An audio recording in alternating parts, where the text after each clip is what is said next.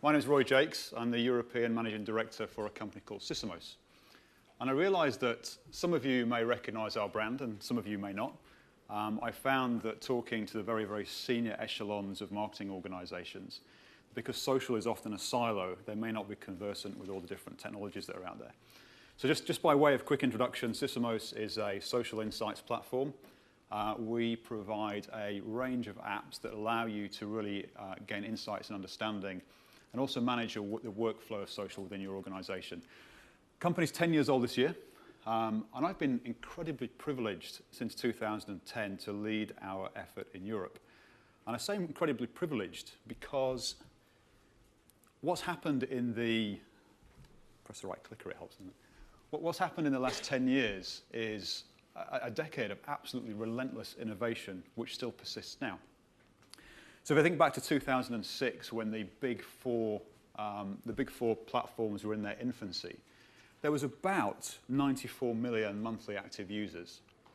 And we know that social before this time was very much alive in blogs and forums, and the use of social was very, very different depending on what sort of network and what sort of interest you have.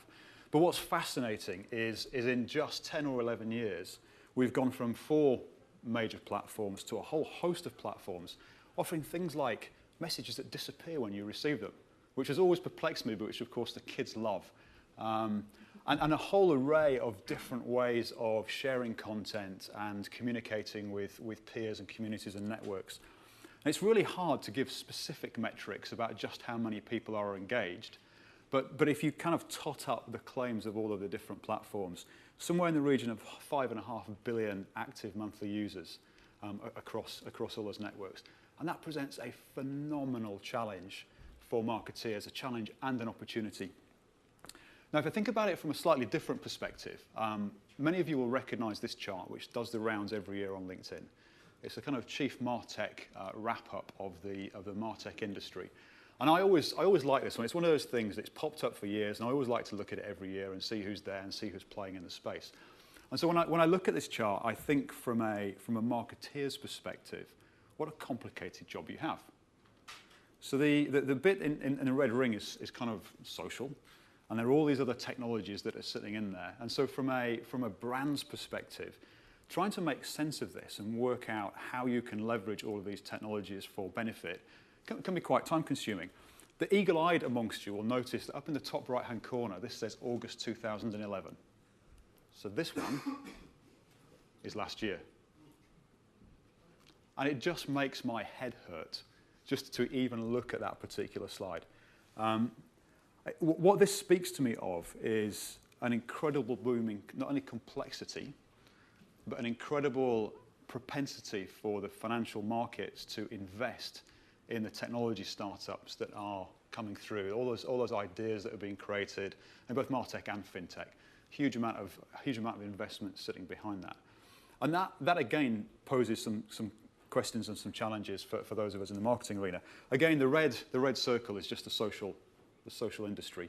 So if I go back a slide, the social industry in this slide is bigger than everything in MarTech was 10 years ago. It's pretty mind-numbing. And so when I think about that from your perspective, from the brand perspective, how on earth do I make selections about what it is that I want to use to achieve the things that I want to do? And do I even know what I want to do? And do I even know what the art of the possible is when I look at all this stuff? It's really hard. From a vendor perspective, it's really difficult. I want to sell to all of you guys. And I think about my competition as being maybe 4 or 5 companies. But the reality is, to get your mind space, I've got to compete with all of that. So it's complex on both sides. And so the message so far is there's an awful lot of change and an awful lot of complexity. So this is where we end up, in what I kind of term social spaghetti. Loads of users, loads of opportunities, loads of channels and markets, and probably more questions than answers. Now, I said earlier that I've been very lucky to have been in this industry for the last 7 years. Because not only have I grown through the kind of revolution that is social media, I've been able to work really closely with lots of brands and lots of agencies, either personally or by virtue of working with our team on a global basis. And we see this all the time. We either see companies who are fledgling to social, who are trying to get into it and trying to work out how on earth they can leverage it for benefit, or we see the ones that are deeply into it, and when we sit down with them and try and work out how they're going to almost refine the processes that they have inside their business, this is kind of what we're faced with. And it can be a real challenge and dilemma, and I'll share a couple of stories with you on that later on. The thing that's missing from that spaghetti is images. And images, for me, are, along with video, is one of the most exciting areas from a social insights and analytics perspective. I mean, Google were hit with this years ago with their kind of Google Images. But when I think about images in social, there's somewhere around 2 billion images a day shared through social networks. And you think about how Pinterest grew and how Instagram is growing now, how Snapchat is being used typically by a younger generation. The thing that excites me about images from a social perspective is if I'm writing a piece of text, if I'm writing a Facebook post or a tweet, then I'm almost premeditating what it is that I am wanting to convey in that written message. When I'm taking a picture, unless I'm a kind of an Instagrammer paid for my services, when I'm taking a picture, I'm not really thinking about all the periphery of what's in that picture. So if I took a picture of this room right now, for example, see lots of people in suits, maybe smiling, maybe not. But actually, when you start to look at the context of the other things that are in that image, I can see the other brands that may be in the room, the bottles of source water on the table, for example, the different devices that people might be using as I look around the room. And I start to gain a level of insight. So you think, so what? Well, fascinating that we were working with a technology company last year, and they were starting to get into image recognition, and it was a hardware business, and they were saying, what can we learn from us analysing pictures of our hardware? So these are guys producing laptops, PCs. Guess what we found? The hackers were taking off the software that was coming with the laptops and installing iOS. Because they liked the look of the laptop, but they wanted iOS installed on it. And I can tell you the manufacturer had absolutely no idea at all that this was being done. Or the beer brand that was spending all of its money in the summer promoting to an audience that they thought was consuming their beer during barbecue season in kind of yards. It's all on beaches. And this was all coming out kind of organically through the pictures that were being presented in research. So picture technology is kind of new-ish. It's fascinating in terms of what you can derive from it. But I liken visual analytics now to kind of text-based analytics 5 or 6 years ago, where the use cases are just starting to come out, and brands that are at the forefront are just starting to get some good benefit from it. I want to share with you a couple of stats from a piece of research that we did. This is something we've been working on for a couple of years now. We're in a position where we deal with about 1,400 companies directly and about 3,000 indirectly through our agency networks. So we have a pretty good reach and feel across most sectors. And we were beginning to observe some behavior within our customers group around tools and platforms and data. And we wanted to really qualify that and see if we could improve the experience of our products in their hands. And there were a couple of stats that really jumped out for us when we did that piece of research. The first was that in enterprise, 85% of decision makers were feeling some level of anxiety around digital technology. Their feeling was, that the industry is moving so fast, they felt if they didn't move quickly and achieve something concrete, that they would get left behind by their competition. And then the second thing was, and this should not have been a surprise to me, having been in the industry for a few years. The second thing was, of all those companies that had deployed some sort of social media engagement, only half could claim any sort of ROI. Any sort of ROI. Which told me that there were a lot of companies doing social for the sake of doing social rather than doing it to better the organization. They couldn't prove some sort of impact. And I think about impact in terms of, can you increase sales? Can you decrease costs by increasing efficiency? I'm very pragmatic when it comes to that. Can I increase my brand recognition and brand health? Half of companies were saying, we're investing in this, but we've got no idea what the benefit of doing it is. It just blew me away. Anyone in the room in that position or recognize that position? A few nods? Yeah. And it's pretty prevalent. It's interesting, that's what the survey, this survey is about a year old now. We're kind of using it to do some market information stuff, but it still stands. I go out to organizations now and I sit down and say, what are your aims with social media? Because they're interested in talking to us. Got no idea at all. Arguably, in the midst of all that complexity, social media has grown up. It's not mature, but it's grown up. And so we can think about it very simply in terms of these three buckets: owned media, earned media, and paid media. Now, owned, of course, is your own properties, your own Facebook page, your own Twitter handle, your own YouTube channel. Earned media I liken more to PR. You know, the stuff that your communities are creating about you, things that you might stimulate and come back to you, and then paid media. And paid media, in the last 12 months, is one of the biggest shifts, I think, in what agencies and practitioners have had to contend with in terms of trying to amplify messages. Because obviously organic content in many news feeds just doesn't get ranked, doesn't appear highly enough, and it's become a spending game. And I think as we look at what Snapchat may do, as we look at what Instagram are doing, that paid is such a large and important aspect of what you might want to do in social media that it can't be ignored, but it's still not quite mature enough for you to fully understand the effects of it. The other problem, of course, with the growing complexity, especially in larger organizations, is governance. If you are a national business, I know, if you're a national business with one Facebook page and one Twitter handle and one marketing manager who has one set of keys to those platforms, you can probably feel pretty comfortable. What happens when you have multiple people accessing your channels? So I work with a very well-known UK retailer who invested heavily a few years ago in social customer service. And they, on different sites across the UK, have about 50 different employees who are paid call center rates-ish to engage and discuss anything that is raised to them on social media. We have all seen examples of disenfranchised staff getting a little bit uppity and posting this kind of thing. Now, this was claimed to be a hack. Still, it's like every brand's worst nightmare, isn't it? Some awful message from your brand punted out into social media. But this is a real issue. You're giving the keys to your brand and your impression on the market to a whole group of people who you hope will continue to be ambassadors for your business. But they may get pissed off and just do something like this. It's hugely embarrassing for them. So there's a level of governance that's required in all of this. We've had two or three of the talks I've been in today have kind of cited Mondelez for different reasons. Mondelez is a customer of ours. It's not particularly why I've put them on this slide. I put them on this slide because what this typifies is a global company with lots and lots of brands and lots of complexity. Why does that matter? Take a scenario for a second.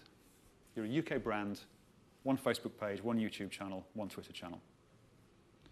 You have a person to manage those channels, and that person manages a budget which they use to maybe boost some of your posts through paid, and they are managing and creating some content. Pretty straightforward. Now expand that scenario so you've got 10 brands in the UK, and each of those brands has 3 social properties. So it's starting to get a little bit more complex. Life's getting a bit more complicated. It's getting a bit more expensive. There's a lot more content to be created. A lot more channels to manage, a lot more people managing those channels. Take that scenario and replicate it by 50 countries. And this is real. This is, not just Mondelez, but many other organizations we work with. This is a real scenario. And so what's often happened in all of those organizations is a decentralized approach to using social.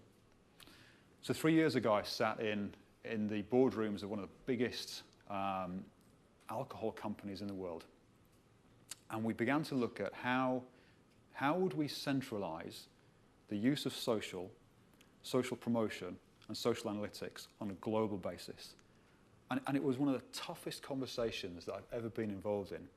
Because when you start to look at a business with that level of complexity that has grown organically in all of those regions, they've all chosen all their own technologies, they're all doing things their way, and they're so obstinate that their way is the right way, that to try and drive an efficiency program through that business is phenomenally hard. But the benefits are definitely there.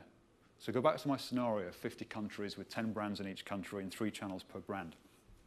What's really interesting when you start looking at global brands like this is that if you have a great piece of content that performs well in one country, providing it's ethically correct, the chances are you can repurpose that content somewhere else. So you've paid for your content once over here, and this market over here can use it. They don't know about it because they're not talking to this market over here.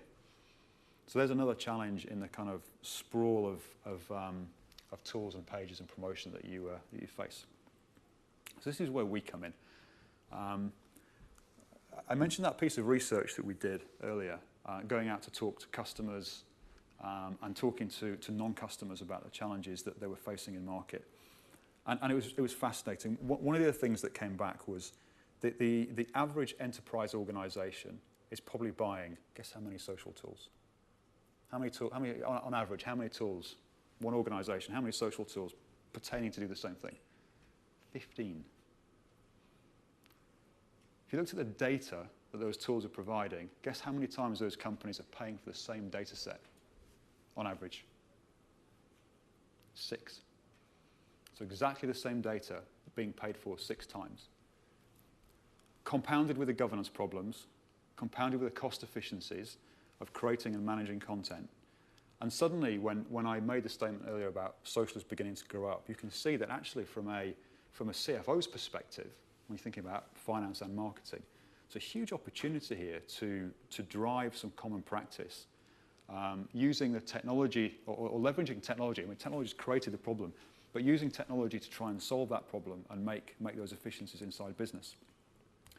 So what we did is we took a look at the kind of average of 15 tools and said, what do all these tools do? Like, what is it that companies are buying? And what do they do with it? And often, we'd walk into a business and they might have 6 different listening tools across the business, all doing the same things, but kicking out different metrics in, no consistency of reporting.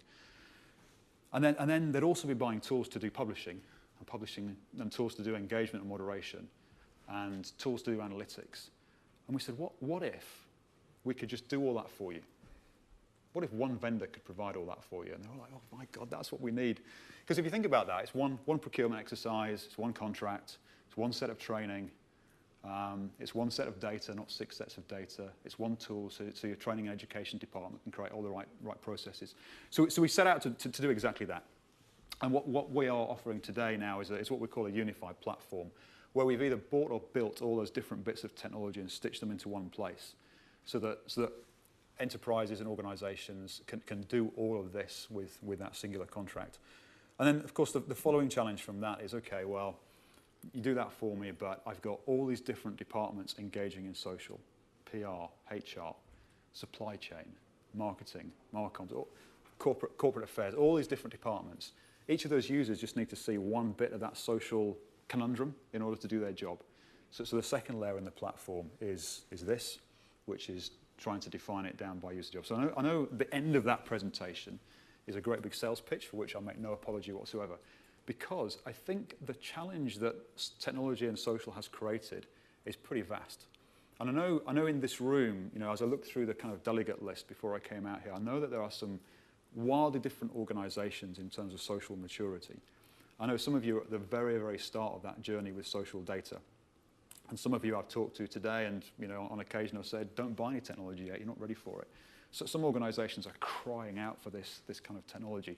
So what I hope to impart is, yes, social is complex. There's an awful lot of data out there. There's a lot of complexity in terms of platforms, the choices that you can make in terms of where to spend your money, the advice you can get.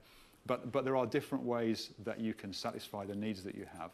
And I think what I just wanted to show here, really, if I go back one slide, is kind of the art of the possible in a way that the industry is growing to solve the problem that the industry has created with that complexity and diversity.